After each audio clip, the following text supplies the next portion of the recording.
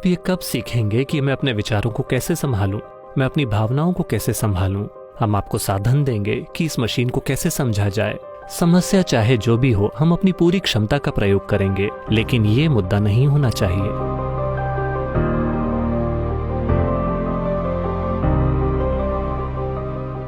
जीवन में ऐसे कई मौके आते हैं जहां हमें लगता है कि हम उदास हैं, हम अकेले हैं और हर कोई हमारे खिलाफ है। कोई भी नहीं जो हमारा मार्गदर्शन करे या हमसे बात करे। तो उस समय हमें इसे कैसे संभालना चाहिए या इससे कैसे निपटना चाहिए?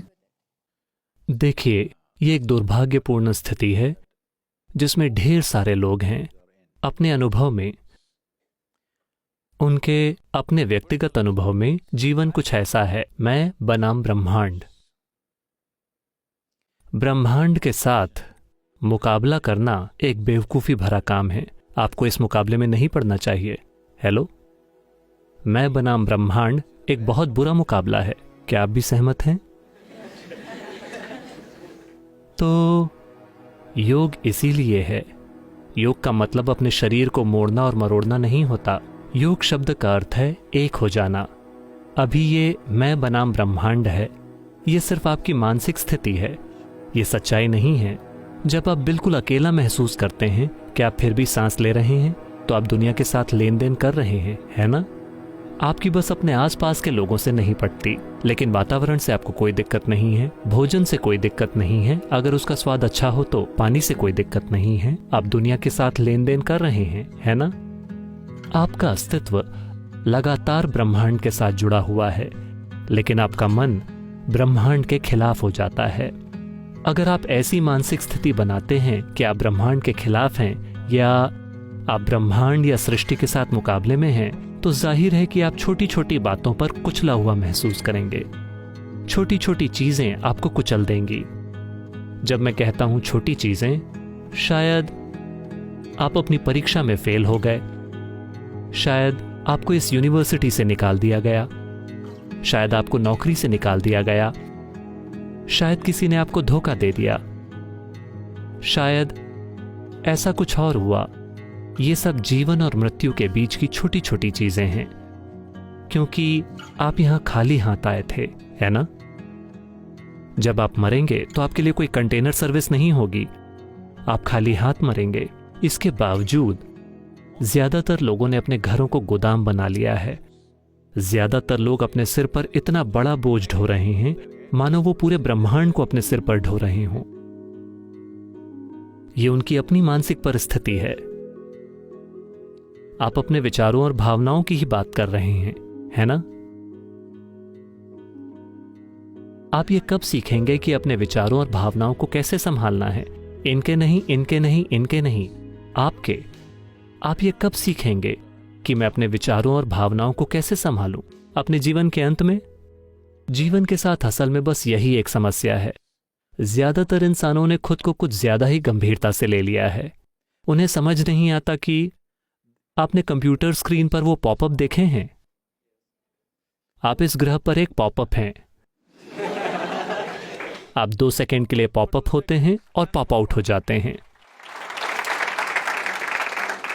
नहीं नहीं, आपको देखना चाहिए। आपकी और मेरी तरह के अनगिनत लोग इस धरती पर चले हैं। वो भी बड़े लोग थे। वो कहाँ हैं? सब सतह की मिट्टी बन गए। बन गए कि नहीं? जब तक कि आपके दोस्तों ने आपको बहुत गहरा न दफनाया हो, इस डर से कि शायद आप फिर से उठ खड़े हों। कुछ ऐसी घटनाएं हुई हैं, है ना? या शायद आप स्वर्ग जाने की योजना बना रहे हों। हेलो, जो भी इंसान जो किसी ऐसी जगह की बात करता है, इस जगह के अलावा कोई और जगह जो इससे बेहतर है, यह मानवता के खिलाफ एक अपराध है। मेरा मूलभूत काम है सभी स्वर्गों को नष्ट करना, ताकि लोग यहां अच्छे से रहना सीखें। वे सभी बेवकूफ जिन्होंने खुद को नरक बना रखा है, वो स्वर्ग जाना चाहते हैं। उन्होंने इस जगह को खराब कर दिया और अब वो स्वर्ग जाना चाहते हैं। मैं आपसे पूछ रहा हूं, क्या आपके पास कोई सबूत है? क्या आपके पास कोई सबूत है कि आप पहले से ही स्वर्ग में नहीं हैं और इसे खराब कर रहे हैं? क्या आपके पास कोई सबूत है? आप पहले से ही स्वर्ग में हैं और इसे खराब कर रहे हैं। हाँ, सिर्फ इसलिए क्योंकि आप ये भी नहीं सीख रहे कि अपने विचार और भावना की बुनियादी क्षमताओं को कैसे संभालें, है ना? Your only justification is, everybody is like this only. That's how it is in a madhouse. आपका एकमात्र तर्क ये है कि हर कोई ऐसा ही है, पागल खाने में ऐसा ही होता है, सिर्फ डॉक्टर पागल नजर आता है। तो आप इसे कब संभालेंगे? आराम से 60 की उम्र में? बताइए, आप कब सीखेंगे कि मैं अपने विचारों को कैसे संभालूं, अपनी भावनाओं को कैसे संभालूं, अपने शरीर को कैसे संभालूं, अपनी केमिस्ट्री को कैसे संभालूं? आप इसे कब सीखेंगे? अपने जीवन के अंत में? क्योंकि इस बात का बहुत चलन हो गया है। आध्यात्मिकता कब करें? यानी जब आप 70 साल के हो जाएं, जब आप और कुछ भी करने के लायक ना रहें। नहीं, जितनी जल्दी से जल्दी हो सके। आपके बारे में जो सबसे गहरी चीज है, स्वर्ग के बारे में नहीं, इस जीवन के बारे में आपको जो कुछ पता होना चाहिए, आपको जल्द से जल्द जान लेना चाहिए, है ना? तभी आप एक समझदारी भरा जीवन जी पाएंगे। अगर हम एक चुटकुला सुनाए तो चलेगा? आप बुरा तो नहीं मानेंगे? क्योंकि पिछले कुछ सालों में मैंने इससे ज्यादा गंभीर समूह नहीं देखा है। इसमें से कितने लोग जर्नलिस्ट हैं? ज्यादातर लोग। अच्छा,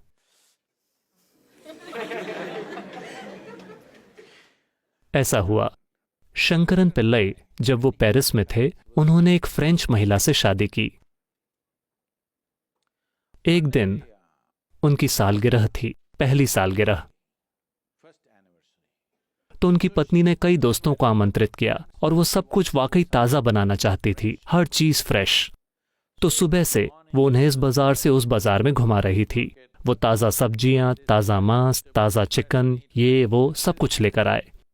फिर शाम को पत्नी ने कहा, क्योंकि फ्रेंच लोग घोंघों का एक एपेटाइजर खाते हैं, पत्नी ने कहा समुद्र पर जाओ और कुछ ताजा घोंघे लेकर आओ और मैं सभी दोस्तों के लिए एक एपेटाइजर बनाऊंगी। तो शंकरन पिल्लई समुद्र तट पर गए और वो सभी घोंघों को उठाकर उन्हें बाल्टी में डाल रहे थे। फिर उन्हें एक पुराना दोस्त मिला, एक भारतीय दोस्त। वो बहुत खुश हो गए और वो अपने पुराने समय के बारे में बातें कर रहे थे। शंकरन पिल्लई भूल गए कि वो शादीशुदा हैं। जब आप पुराने दोस्तों से मिलते हैं तो ऐसा होता है। और दोनों एक बार में गए और उन्होंने कुछ पैक पिए और वो भूल ही गए। फिर उन्हें याद आया, घोंघे बाल्टी से बाहर निकल रहे थे और टक, एक घोंघा बाल्टी से बाहर गिर गया। फिर उन्हें याद आया, हे भगवान, मुझे घोंघे ले जाने थे, मेरी पत्नी, फ्रेंच पत्नी इंतजार कर रही है। तो उन्होंने कहा मुझे जाना होगा, तब तक पहले ही बहुत देर हो चुकी थी। वो गए। वो जानते थे कि ये खुशनुमा नहीं होगा।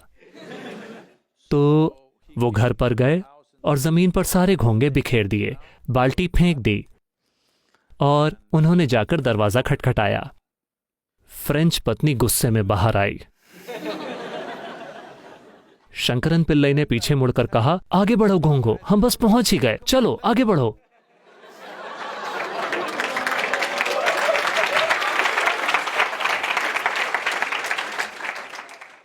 तो आप कब अपने घोंघों को उठाएंगे और उन्हें बाल्टी में डालकर उन्हें ठीक करेंगे? आपकी समस्याएं, आपको उन्हें ठीक करना चाहिए, है ना? ये समस्याएं नहीं हैं। मैं चाहता हूं आप ये समझें कि आप अपने जीवन से दुखी नहीं हैं। आप बस दो शानदार क्षमताओं से दुखी हैं, जो सिर्फ ये मानव होने का सौभाग्य है कि हमारे पास ये दो शानदार क्षमताएं हैं। पहली ये कि हमारे पास एक स्पष्ट याददाश्त है। इस याददाश्त के कारण ही हमारा जीवन काफी अधिक समृद्ध है किसी भी दूसरे प्राणी की तुलना में, और हमारे पास एक शानदार कल्पना शक्ति है।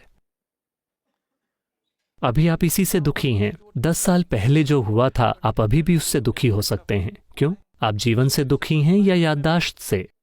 हेलो? याददाश्त से। परसों शायद जो हो, आप पहले ही उससे दुखी हैं। आप जीवन से दुखी हैं या कल्पना से? आपके पास जो दो सबसे शानदार क्षमताएं हैं, आप उनसे दुखी हैं। तो आप क्या मांग रहे हैं? आप एक बार फिर से एक केंचुआ बनना चाहते हैं। केंचुआ एक बहुत ही इको फ्रेंडली प्राणी है, मुझे उससे कोई शिकायत नहीं है। लेकिन लाखों सालों के विकास के बाद आपको इतना बड़ा दिमाग मिला है और अब आप इससे दुखी हैं। अगर हम आपका आधा दिमाग निकाल दें तो निश्चित रूप से आप यहां बिना किसी बेचैनी के, बिना किसी दुख के बैठेंगे, बिल्कुल शांत। हमें करना यह है कि हमें आपका दिमाग निकाल देना है, क्योंकि आप अपनी ही बुद्धि से दुखी हैं, हाँ या ना? क्योंकि हमने आपको एक बहुत ही जटिल मशीन दी है। आपने यूजर्स मैनुअल को पढ़ने की तकलीफ भी नहीं उठाई है, आप बस इसे जैसे तैसे चलाना चाहते हैं। नहीं नौजवानों, समय आ गया है कि आप अपने बारे में कुछ बातें जान लें। अगर आप नहीं जानते कि कैसे, तो हम आपको साधन देंगे कि इस मशीन को कैसे समझा जाए, क्योंकि आपके जीवन में कई मुद्दे आएंगे। आपके जीवन में ज्यादा मुद्दे आते हैं, यानी आप एक ज्यादा सक्रिय जीवन जी रहे हैं। कुछ नहीं आया मतलब आप जी ही नहीं रहे हैं। हाँ, हर दिन कई मुद्दे होंगे। मेरे पास सबसे ज्यादा दिक्कतें रहती हैं मेरे जीवन में हर दिन, क्योंकि दुनिया भर में इतनी सारी गतिविधि, विश्व स्तर की गतिविधि सिर्फ वॉलंटियर्स के साथ। ठीक है, वॉलंटियर यानी कोई भी उस काम के लिए क्वालिफाइड नहीं है और आप उन्हें इनएफिशिएंसी की वजह से निकाल नहीं सकते, और वे आपसे प्यार करते हैं। क्या करें?